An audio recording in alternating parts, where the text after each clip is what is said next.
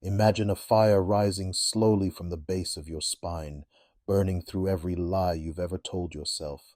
Your body tingles, your heart races, vivid memories surface out of nowhere, and you feel both terrified and profoundly alive. This is how many people describe the first waves of Kundalini fire activation. It's not just a buzz of energy or a random mystical high. It's an intelligent force moving through your system, rewiring you from the inside out. In this video, we're going to unpack what that inner fire actually triggers, physically, emotionally, mentally, and spiritually. We'll separate myth from grounded experience and look at why some people flourish while others spin out. If you've ever wondered whether your strange energetic sensations, emotional roller coasters, or intense dreams are signs of Kundalini, stay with me. By the end, you'll understand the deeper mechanics of this awakening flame. Kundalini is often described as a serpent of fire sleeping at the base of the spine, waiting for the right moment to awaken. When this latent life force begins to rise, it doesn't just give you spiritual powers. It tends to trigger a total reconfiguration of who you think you are. In this video, we'll explore what Kundalini fire activation can set in motion. Unusual body sensations, emotional purging, radical shifts in perception, openings in the heart and third eye, and the confrontation with shadow material you may have spent a lifetime avoiding. We're going to stay practical, grounded, and honest. No fluffy promises, no fear-mongering. If you're curious about your own experiences or you're preparing for deeper energy work, watch through to the very end so you can see the whole map, including integration. And if content like this supports your journey, consider subscribing and hitting the notification bell so you don't miss future deep dives. Before we talk about what Kundalini triggers, we need clarity on what it actually is. In traditional yogic maps, Kundalini is the dormant reservoir of primordial life force, Shakti, resting at the base of the spine, often symbolized as a coiled serpent. It's not a literal snake or a single beam of light. It's the underlying power that animates your breath, heartbeat, thoughts, creativity, and consciousness itself. In most people, this energy runs on a low, stable setting. Kundalini activation is what happens when that volume knob suddenly turns up. The fire part refers to its transformative nature. It burns through stagnation, outdated beliefs, and energetic blockages. In physiology terms, we might describe it as a profound reorganization of your nervous system and subtle energy body. Grasping this helps you avoid two extremes, dismissing it as fantasy or romanticizing it as instant enlightenment. It's neither. It's raw, intelligent life force becoming unmistakably conscious. One of the first things Kundalini fire tends to trigger is intense physical sensation. People report heat or cold moving through the spine, electric tingles in the limbs, pressure in the skull, spontaneous shaking, or waves of bliss. Sometimes breath shifts on its own, deep sighs, pauses, or rhythmic patterns without conscious effort. From a yogic lens, this is prana being pushed through blockages in the energy channels. From a nervous system perspective, we're seeing a surge of activation that your body is trying to reorganize around. The key here is discernment. Not every twitch is Kundalini. Sometimes it's simple stress, muscle tension, or hyperventilation. But when sensations are rhythmic, intelligent, and paired with shifts in consciousness, clarity, spaciousness, profound peace, that's a clue you're tapping deeper layers. Respect these signs. Stay hydrated, grounded, and avoid forcing the fire with extreme breathwork or drugs, which can destabilize this delicate reconfiguration. Kundalini fire isn't just an energy buzz, it's a ruthless purifier of the emotional body. As it rises, it often flushes out unprocessed feelings, grief, rage, shame, grief, childhood wounds you thought were long gone. You might find yourself crying for no clear reason, feeling waves of fear at night, or revisiting old heartbreaks with startling intensity. This doesn't mean you're regressing. It means the inner fire is melting frozen emotional layers so they can finally move. The danger is misinterpreting this as something is wrong with me, or trying to spiritually bypass it with positivity and mantras alone. When Kundalini triggers emotional purging, your task is to make space, feel without drowning, observe without suppressing. Journaling, trauma-informed therapy, and gentle somatic practices become powerful allies. Remember, fire doesn't distinguish between good and bad material. It burns whatever is ready to be released so more authentic vitality can flow through your system. Beyond emotions, Kundalini fire starts dismantling the mental structures that kept your identity in place. Many people experience racing thoughts at first, then sudden pockets of silence. Old belief systems about success, relationships, even God begin to feel strangely hollow. You may question your career, your lifestyle, and the stories you've built around who you are. This can be liberating and deeply destabilizing. When the inner fire burns through mental clutter, it often exposes the raw fear underneath. If I'm not this role, then who am I? Instead of rushing to create a new spiritual identity, allow some space for not knowing. Meditation, especially open awareness practices, can help you witness the mental deconstruction without panicking. Kundalini is less interested in giving you better thoughts and more interested in showing you the vast, spacious awareness underneath them. That's where new, more aligned insights can arise naturally, without force. As Kundalini rises through the heart center, it often triggers powerful waves of love and vulnerability. Some people suddenly feel overwhelming compassion for strangers, animals, even people who hurt them. Others experience heartbreak without a story, just raw, aching openness in the chest. This is the fire-melting protective armor that once felt necessary. The heart chakra isn't just about romance. It's about your capacity to feel connected to life itself.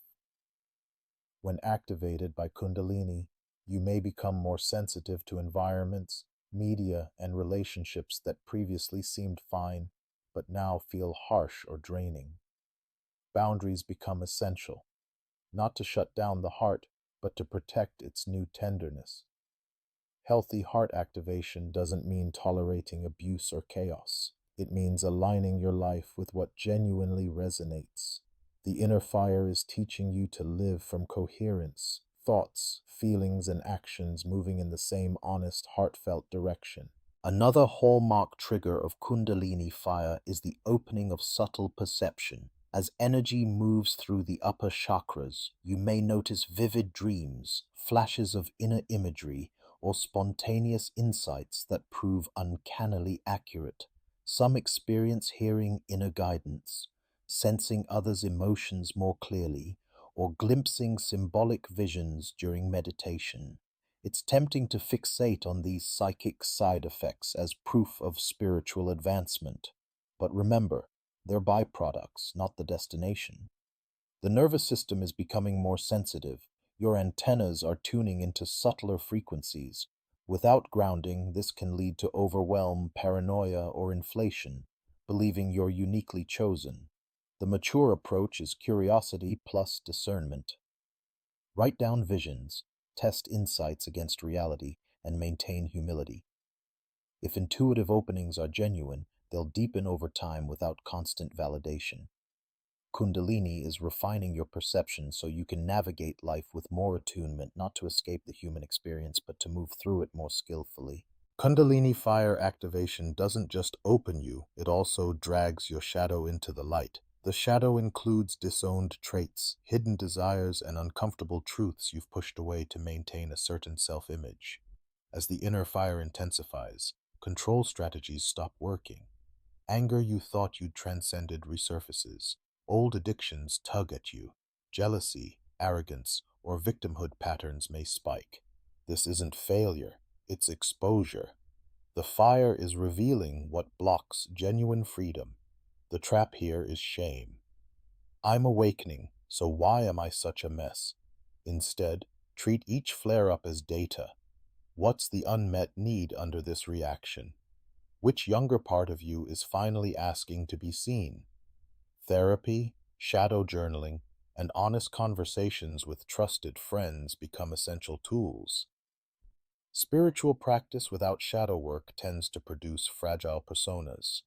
Kundalini's intelligence pushes you toward wholeness, not perfection, integrating light and dark so your spirituality becomes real, embodied, and grounded. And underneath the intensity, Kundalini fire is deeply rewiring your nervous system.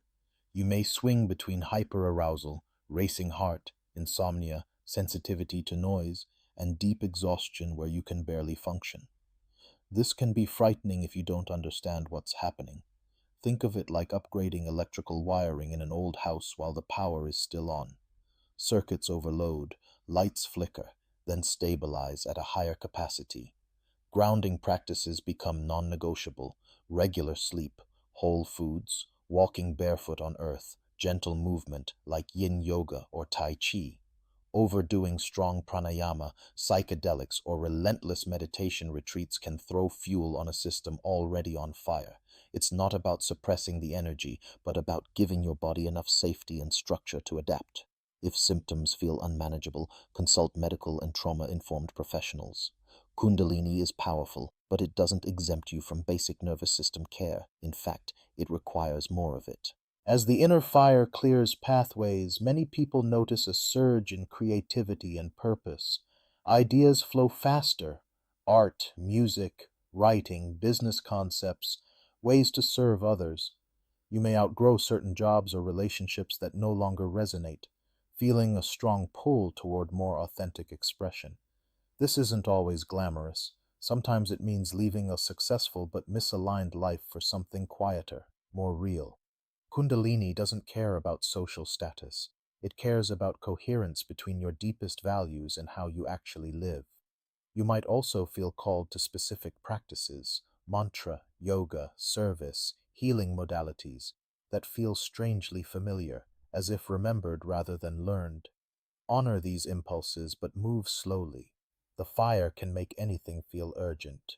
Grounded change comes from sustained clarity, not from a single ecstatic weekend.